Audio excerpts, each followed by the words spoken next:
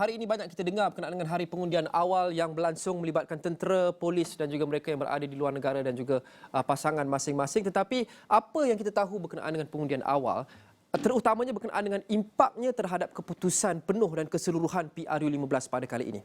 Untuk itu kita perlu mendalami angka di sebalik pengundi-pengundi yang sudah melaksanakan tanggungjawab mereka hari ini. 4 hari awal lebih berbanding kita. Pertama sekali ada 3 kategori mereka yang mengundi awal.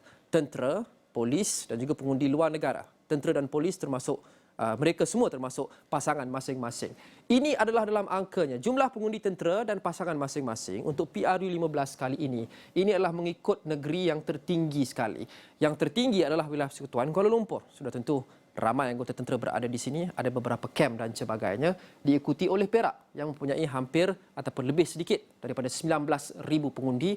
Kemudian Negeri Sembilan juga ada 15,048, Pahang juga ada 15,000, kira-kira sama dengan Negeri Sembilan. Sarawak adalah yang kelima tertinggi, 12,256. Ini keseluruhannya, 146,737 orang tentera dan pasangan mereka yang layak mengundi. Mungkin kesemuanya sudah membuang undi hari ini ataupun sebahagian besar sudah membuang undi hari ini. Itu kategori pertama, tentera dan juga pasangan mereka.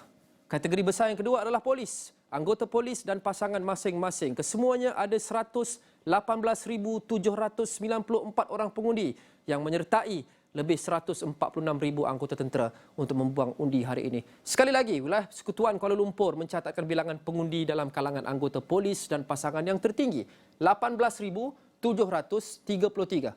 Diikuti Selangor, 16,779 dan Perak juga sebentar tadi berada dalam senarai yang teratas. Sama juga untuk anggota polis, 12,215. Diikuti Johor, Borneo, Sabah dan Sarawak dan juga Pahang, dan selebihnya seperti yang kita dapat lihat di sini. Yang paling sedikit adalah Persekutuan Labuan dan juga Putrajaya.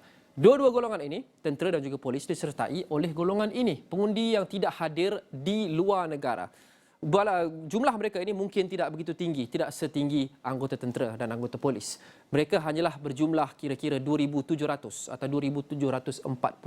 Selangor mempunyai pengundi yang berada di luar negara yang tertinggi, 811 orang. Johor di tempat kedua, tapi banyak bezanya, 324. Wilayah Persekutuan yang mendapat nombor 1 di dalam kalangan anggota tentera dan juga polis berada di tempat ketiga dalam kalangan pengundinya berada di luar negara. Kesemua mereka ini kira-kira 118,000 polis, 146,000 anggota tentera dan juga 2,700 pengundi di luar negara. Mereka inilah yang mengundi pada hari pengundian awal. Itu angka.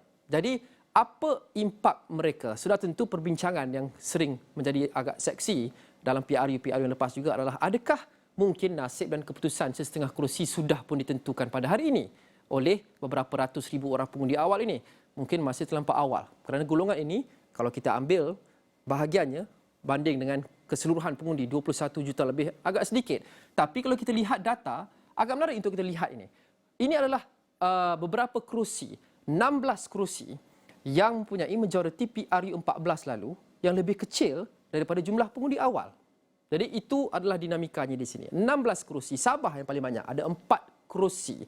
Termasuk di Papar, di Keningau, di Libaran dan juga tempat-tempat lain. Perak ada 3. Ada Lumut, ada Tapah dan ada satu lagi tempat. Pahang dan Melaka, juga Negeri Sembilan, masing-masing ada 2 kerusi. Dan antara 16 kerusi yang mempunyai pengundi awal lebih tinggi angkanya berbanding majoriti pada PRU14. Pakatan Harapan dan Barisan Nasional menang sama banyak pada PRU14. Masing-masing 7 kerusi seperti kita lihat di situ. Warisan dan Parti Solidariti Tanah Airku atau Solidariti masing-masing 1 kerusi. Dan kalau kita lihat kerusi-kerusi seperti Padang Besar, ada elemen-elemen tambahan yang menarik. Di sini kita lihat pada PRU14 yang ditandingi oleh Datuk Zahidi Zainul Abidin yang merupakan kali ini salah satu calon BN atau UMNO yang sudah digugurkan bertanding atas tiket bebas. Lumut juga, Datuk Seri Zamri Abdul Kadir menang ataupun kalah tipis pada PRU14 dengan majoriti hanya 400 undi. Di sini pengundi awal ada 8,919. Datuk Seri Zamri membuat comeback pada PRU kali ini. Dan Tasik Glugur yang dikatakan sangat diyakini oleh BN dapat dirampas semula kerana majoritinya yang sangat kecil, 81 dimenangi pada PRU14. Dan antara yang menarik juga adalah Bera. P90 Bera, kerusi Perdana Menteri, mempunyai 3,800 pengundi awal, polis dan tentera, dan majoritinya hanya 2,300 11. Jadi ini adalah angkanya. Tapi sebelah tentu seperti yang kita sering sebut, angka dan data hanyalah data. Tapi ia membantu kita memahami dengan lebih mendalam berkenaan dengan impak yang kita mungkin saksikan daripada hari pengundian awal hari ini. Tapi adakah setengah kerusi itu sudah boleh menangi? Sudah tentu belum. Itu terlampau awal. Kita tunggu dan lihat. 19 November ini baru betul-betul kita akan dapat jawapannya.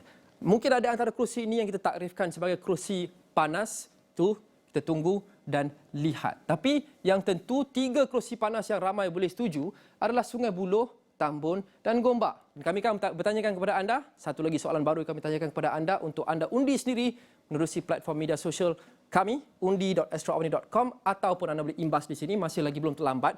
Antara 3 kerusi panas PRU15 ini, apa pilihan anda? Dan kebanyakannya memilih Tambun. 49% daripada 2,500 responden yang sudah pun membalas mengatakan Tambun pilihan mereka, kerusi panas nombor 1.